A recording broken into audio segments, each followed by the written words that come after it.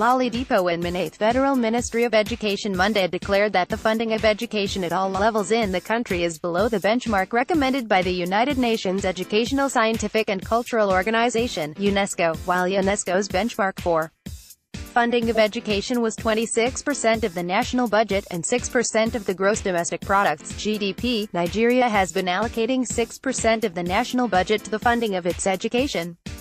The Permanent Secretary, Federal Ministry of Education, Mr. Sunny Ekono, made this disclosure at the opening ceremony of the 78th plenary meeting of the Joint Consultative Committee on Education with the theme, Funding of Education for the Achievement of Education, 2030 Agenda, at the Justice Idris Legbokudiji International Conference Center, Minna, Niger State on Monday.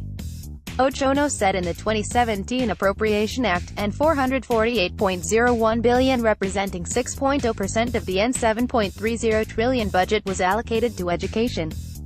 According to him, this situation is not so different in the states where in 2017 33 states of the Federation allocated 7.3% of their combined total budget estimates to education compared to 2016 when N653.53 billion, 10.70% of N6.1 trillion was allocated to education in Nigeria, with a current population of about 171 million, 45% of which are below 15 years. There is huge demand for learning opportunities translating into increased enrollment, which has created challenges in ensuring quality education since resources are spread more thinly. Ekono observed that the burden on education had become overwhelming, resulting in more than 100 pupils for one teacher as against the UNESCO benchmark of 35 students per teacher, culminating in students learning under trees for lack of classrooms.